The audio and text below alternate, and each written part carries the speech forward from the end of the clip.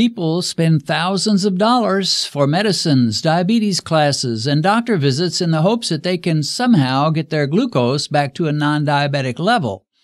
And yet, often things get worse rather than better. Is there anything else you can do? What about a device that costs about $20? Could that help? Could it maybe even save your life?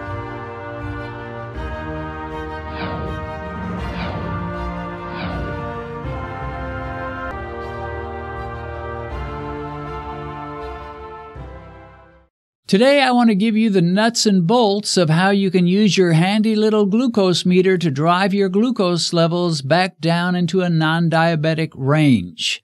I want to encourage you to use your glucometer wisely, which is something many diabetics fail to do. For the average diabetic, a glucometer is something they use rarely. Many don't like to test their blood sugar because it always gives them a high number, and that is depressing.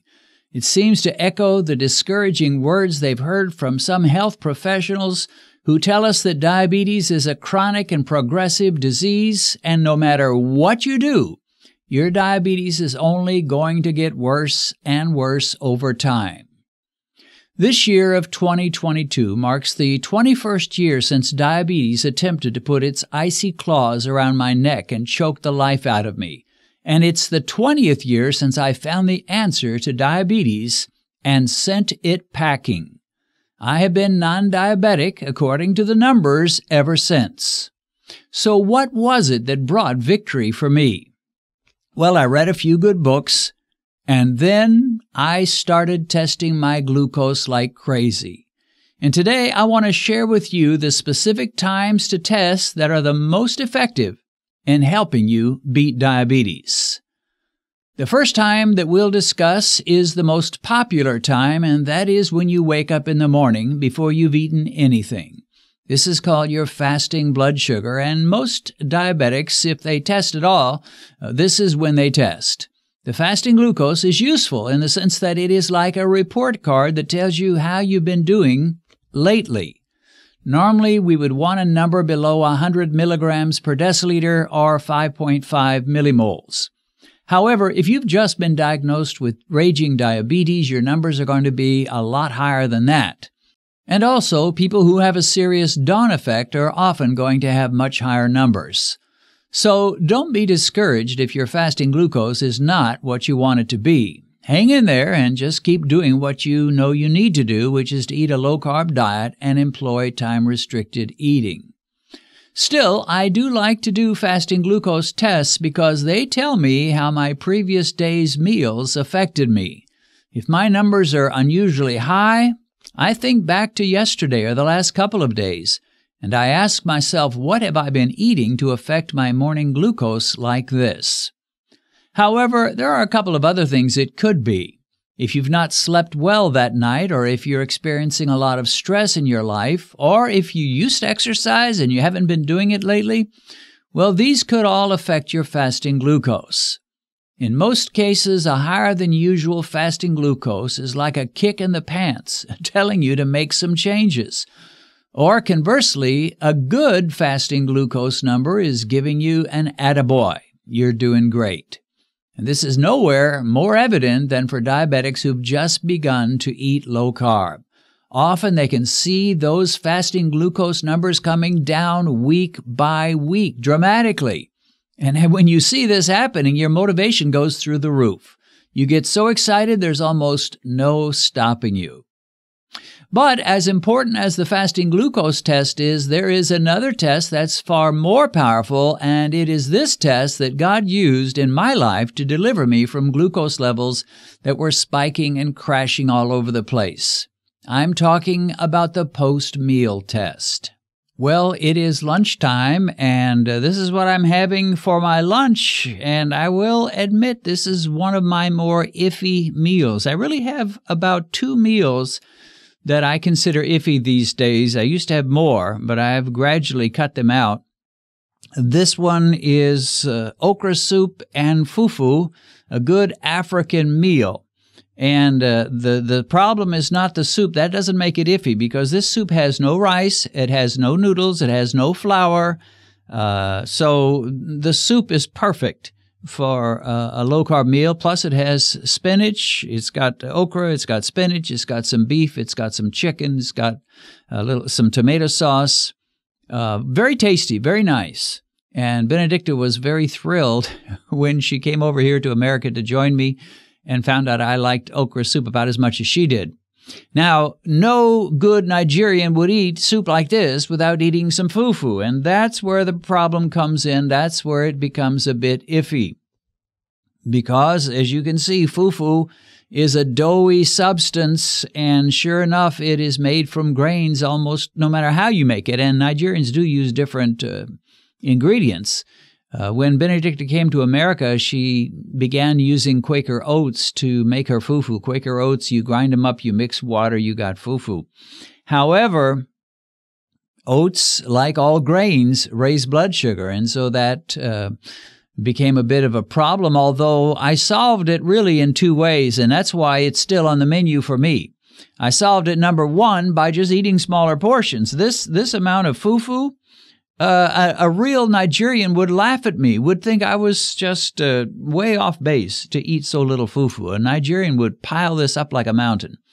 And so I don't do that. That's one of the ways I get around it, and I'm still able to eat fufu, is I don't have a very large portion. The second way I do that is that Benedicta these days is mixing cabbage in with the Quaker oats. So a portion of this, maybe 30%, is ground cabbage. I would like it a higher percent still, but if she goes too high with the percent, it becomes very soft and mushy and not like the fufu she's used to. So the ultimate question, though, is not, well, what are the ingredients here? What are the ingredients here? Let's count up the carbs. Let's figure it all out. It's a lot easier to figure out whether this is acceptable or not, and that's simply to ask this little fella here named Mike, the blood sugar meter, and he can tell me. And so what I'm demonstrating today is what's known as a postprandial test, although I rarely call it that.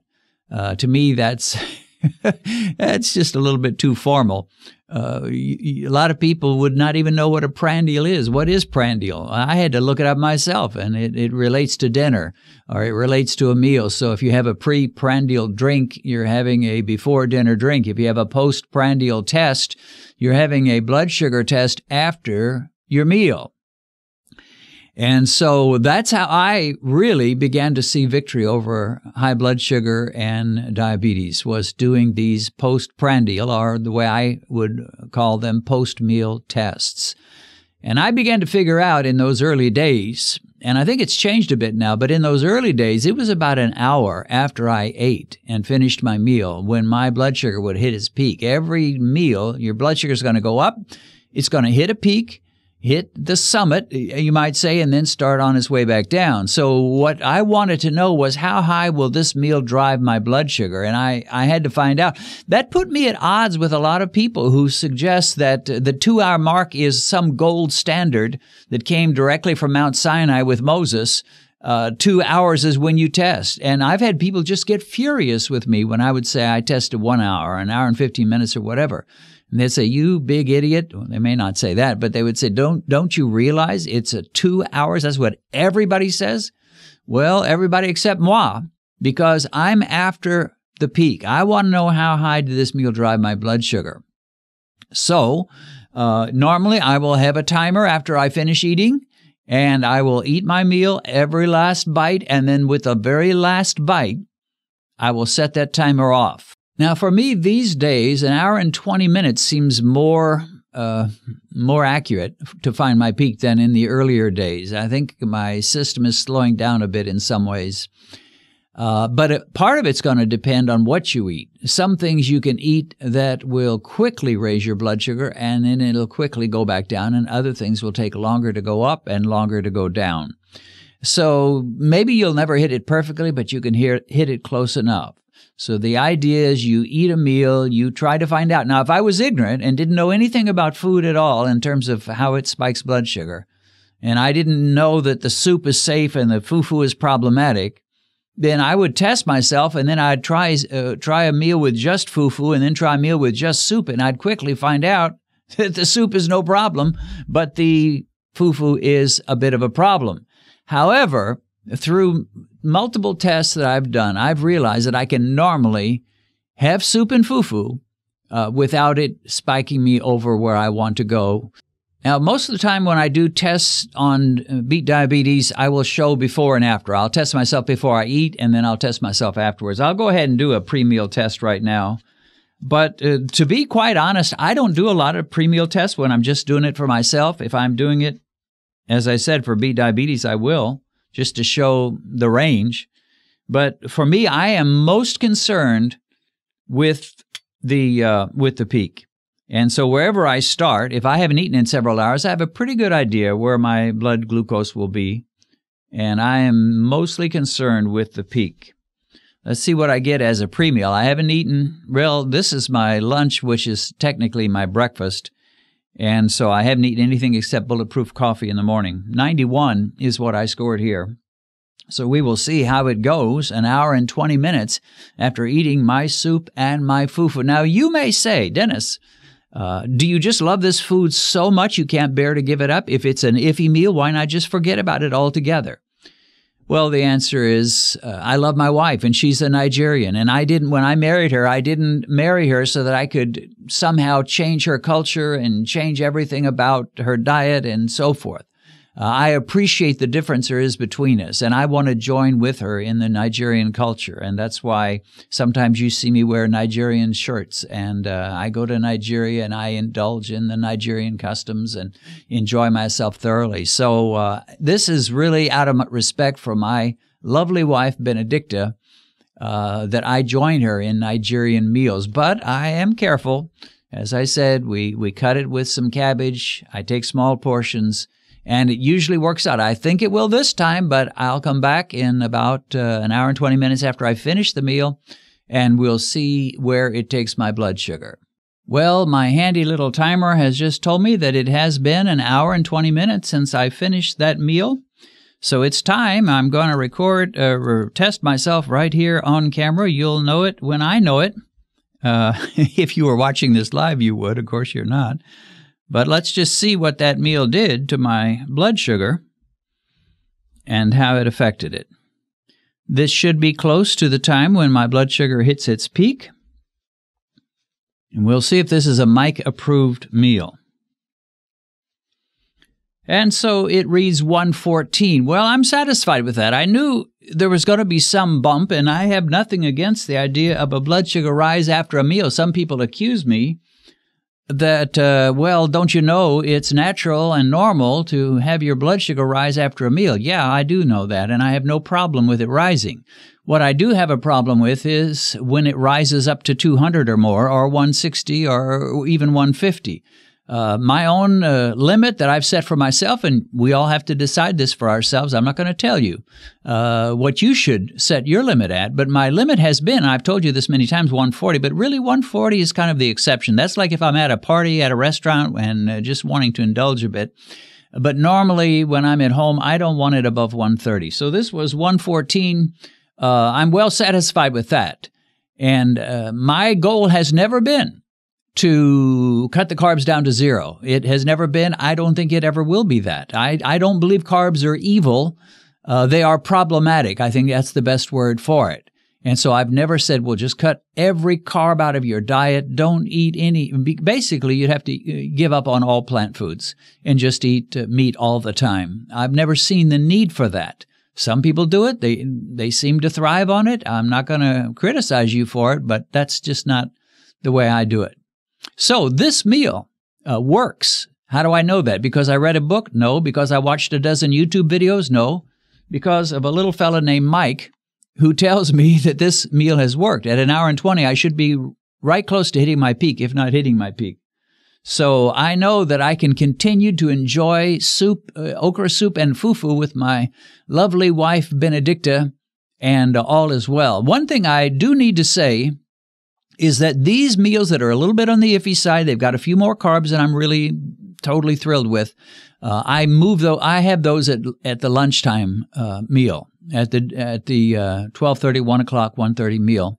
I don't like to have them for dinner at 6:30 p.m., 7 p.m. I want to cruise on into my bedtime, having had a very easy, low-carb meal for my dinner. So if I have an iffy meal, such as a small bowl of beans with some other stuff in it, or such as this soup and fufu, I will have it at the lunchtime. So there you have it. Your little glucose meter is a powerful ally in your fight against diabetes. Learn to use it. Learn to love it. You'll thank me later. Probably most of you know my wife Benedicta, but few of you know the amazing paths God has led her to bring her to where she is today. Benedicta was orphaned at an early age and lived with an elderly stepmother growing to adolescence. They were so poor, Benedicta had to drop out of school and sell food door to door for them to survive. As a teen, Benedicta got a job as a housemaid, which developed into a nightmare. She was required to cook, clean, wash, take care of the children, and she had to get up at 4 a.m. every day just to get her work started. Worse than that, she was frequently beaten.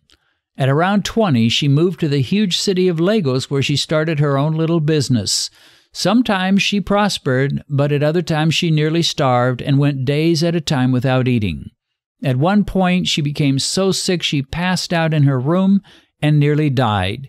She found herself outside of her body, and she was able to see the splendors of heaven until she was sent back with a command to share her story. One day, however, her life changed when an American evangelist came to her community to preach, and of course, that was me. The rest, as they say, is history. Benedicta has shared her life story in a recently published autobiography, and you can get it on Amazon as either an ebook or a paperback. A link to this book on Amazon is in the description.